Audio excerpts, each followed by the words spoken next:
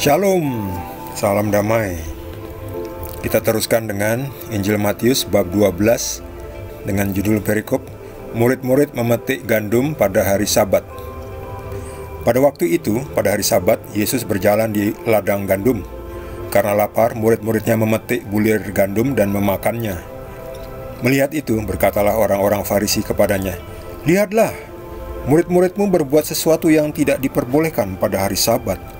Tetapi jawab Yesus kepada mereka, "Tidakkah kamu baca apa yang dilakukan Daud ketika ia dan mereka yang mengikutinya lapar? Bagaimana ia masuk ke dalam rumah Allah dan bagaimana mereka makan roti sajian yang tidak boleh dimakan, baik olehnya maupun oleh mereka yang mengikutinya, kecuali oleh imam-imam? Atau tidakkah kamu baca dalam kitab Taurat bahwa pada hari-hari Sabat, imam-imam melanggar hukum Sabat di dalam bait Allah, namun tidak bersalah? Aku berkata kepadamu, di sini ada yang melebihi bait Allah.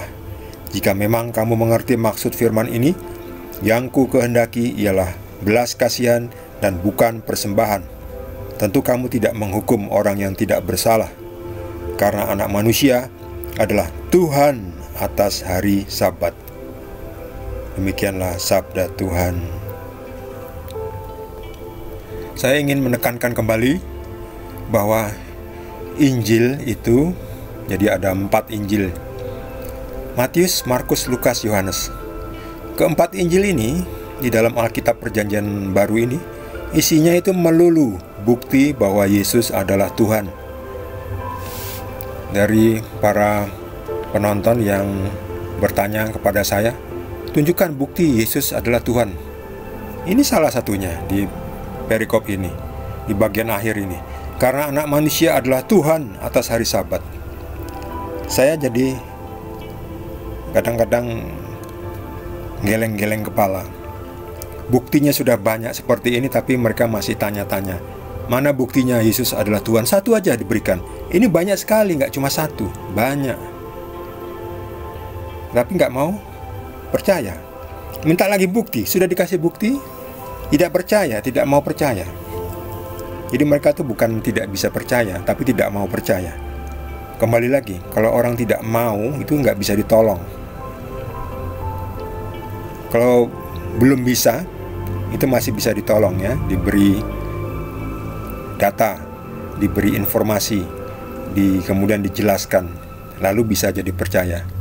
Karena mau, karena kurang data, jadi belum percaya. Tetapi setelah diberi data yang valid, akurat, jujur, jadi bisa ngerti, percaya, bisa diselamatkan. Tetapi kalau tidak mau, itu nggak bisa ditolong. Bagaimana bisa mau? Berdoa kepada Tuhan Yesus, minta tolong berikan hati yang terbuka, pikiran yang terbuka, dan keinginan untuk datang kepadanya. Di sini Yesus memberi pendidikan, dididik oleh Tuhan Yesus. Jadi kita tuh memang dididik. Jangan enggan, jangan tersinggung dengan kata dididik. Kita semua perlu dididik. Semua kita, saya juga. Kita semua belajar. Selama masih hidup kita harus belajar. Sebab kita perlu didikan, pembelajaran, pelajaran. Kadang kita lebih baik belajar dari pengalaman, karena bisa merasakan langsung. Tetapi pengalaman itu kadang mahal harganya. Lebih baik kita belajar dari pengalaman orang lain kalau harganya mahal, supaya kita tidak harus mengeluarkan korban yang mahal. Misalnya kehilangan dompet, atau misalnya jatuh menginjak lubang karena kurang hati-hati, atau tidak tahu ada lubang di depan jalanan. Kita belajar dari orang lain. Jadi kita tidak perlu mengalaminya sendiri. Kalau mengalaminya sendiri itu pahit sekali, mahal harganya. Untuk itu kita harus tetap mau dididik. Kita harus mendidik, kita saling mendidik. Siapa saja perlu didikan. Jangan tersinggung dengan kata dididik, seolah-olah yang mendidik itu lebih pintar. Memang pada saat itu mungkin yang mendidik harus lebih pintar dong. Kita belajar dari orang yang lebih pintar. Tapi setelah kita dididik, kita menjadi sama pintar dengan yang mendidik kita. Dan kita bisa mendidik orang lain juga, supaya orang lain juga menjadi sama seperti kita, menjadi pintar. Jadi jangan tabu, jangan tersinggung dengan kata dididik. Kita semua harus belajar. Yesus mengatakan di sini, kenapa kamu melarang orang murid-muridku untuk memetik bulir-bulir gandum? Mereka ini lapar. Murid-murid Yesus kan berjalan dari kota ke kota. Pada hari Sabat pun mau pergi ke bait Allah, bait Tuhan, sinagoga itu. Mungkin mereka belum makan, masih pagi hari. Kalau di hotel itu tiap pagi kan ada sarapan, disediakan sarapan. Ini Yesus tidak tinggal di hotel. Dia tidur mungkin di semak-semak di pinggiran rumah, atau mungkin ya di salah satu rumah dari orang yang dikunjunginya. Tidur apa adanya, pakai tikar, mungkin ada tikar, atau kalau tidak ada tikar ya dia di lantai. Pagi-pagi bangun yang nggak ada sarapan, nggak seperti di hotel saat ini. Jadi harus cari makan sendiri. Kadang ada makan, yang tuan rumah kadang punya makan, tapi kadang makanannya kurang. Yesus kan membawa 12 muridnya, tambah Yesus jadi 13. Kalau tinggal menumpang di satu rumah orang, tentu ngasih makan 13 orang tuh cukup berat, apalagi kalau keluarganya yang kurang mampu. Jadi mungkin murid-muridnya waktu itu belum makan, lapar. Ini saatnya hari Sabat harus pergi ke gereja, harus pergi ke sinagoga. Kebetulan lewat ada ladang gandum, dipetik lalu dimakan. Wah, padahal makan gandum yang masih mentah itu cukup susah ya. Seperti Anda apakah bisa makan beras yang belum dimasak? Tapi ya mereka saking laparnya itu, memakan yang masih mentah aja dimakan. Sudah susah seperti itu masih dikritik oleh orang Farisi yang mengatakan, lihat, murid-muridmu berbuat sesuatu yang tidak diperbolehkan pada hari Sabat. Ya memang pada hari Sabat kita tidak boleh bekerja, tapi kita juga harus paham apa maksudnya tidak boleh kerja. Apakah mengunyah itu nggak dianggap bekerja? Apakah pada hari Sabat kita tidak boleh makan? Makan kan mengunyah ya, giginya dikunyah-kunyah gini kan usaha. Apakah itu disebut bekerja? Jadi kita nggak boleh mengunyah, nggak boleh makan pada hari Sabat. Kita nanti pingsan. Masih mending pingsan, kalau mati gimana? Jadi kita harus, otaknya itu harus dibuka gitu ya. Melihat suatu aturan dari Tuhan yang buat, apalagi aturan yang Tuhan buat, itu kita juga harus ngerti maksudnya Tuhan buat aturan itu apa. Jangan asal letterlek atau harafiah. Tidak boleh bekerja pada hari Sabat, lalu memetik aja nggak boleh, lalu mengunyah aja nggak boleh. Mungkin jalan kaki dari sini ke situ mungkin juga nggak boleh, karena dianggap bekerja. Jadi orang tuh harus pakai otak. Otak yang mana? Otak yang sehat lah, otak yang sadar, bukan otak yang nggak sadar, apalagi otak yang nggak waras. Ini seperti orang Farisi ini, dia menunjuk-nunjuk pada Yesus, kamu melanggar. Tapi Yesus mengatakan, tidakkah kamu baca yang dilakukan oleh Raja Daud ketika mereka lapar? Ia masuk ke dalam rumah Tuhan dan mengambil makan roti sajian yang tidak boleh dimakan oleh siapapun kecuali oleh imam-imam. Dan itu tidak disalahkan oleh Tuhan semesta alam, sebab Tuhan juga yang menciptakan hari Sabat. Tuhan mengerti. Apalagi di sini ada yang melebihi. Di sini ada yang melebihi bait Tuhan, yaitu Tuhan Yesus. Yesus ini adalah Tuhan. Maksudnya di sini ada yang melebihi bait Tuhan, yaitu Yesus sendiri. Yesus ini melebihi bait Tuhan. Kenapa? Karena Yesus adalah Tuhan atas hari Sabat. Jadi Tuhan Yesus boleh mengubah aturan demi kebaikan ya. Jadi aturan itu dibuat demi kebaikan.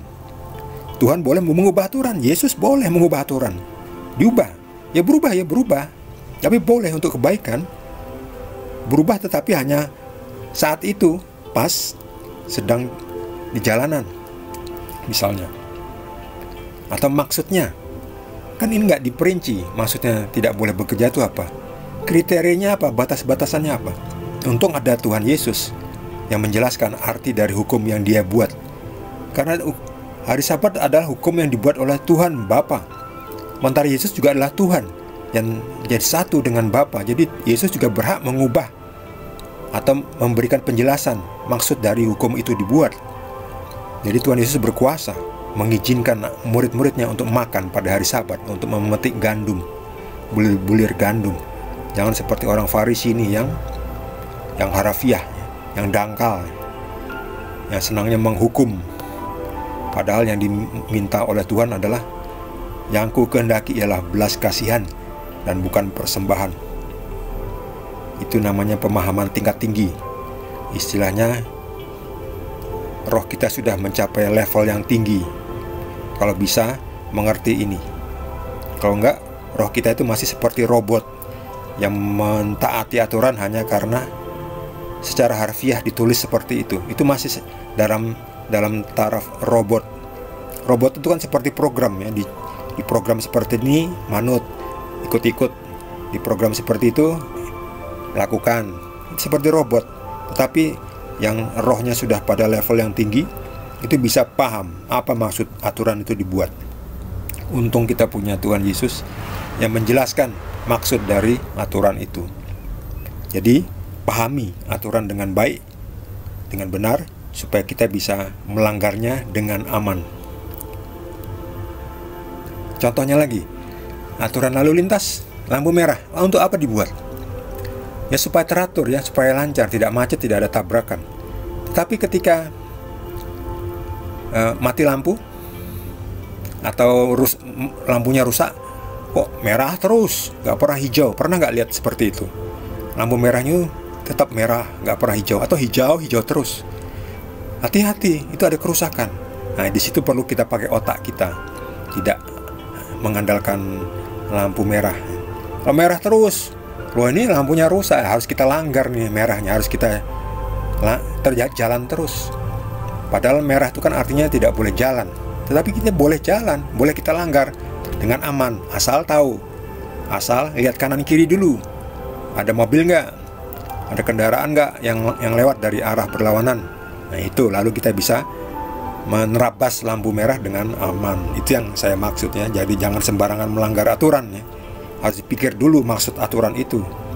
Jadi kita kalaupun melanggar itu, kita tidak menimbulkan kerugian, karena aturan itu dibuat untuk kebaikan. Bagi saudara yang mendapatkan tambahan penjelasan dari Tuhan Yesus, boleh juga berbagi dengan kita semua. Bagi yang belum subscribe, mohon di subscribe supaya channel ini cepat berkembang dan bisa mandiri.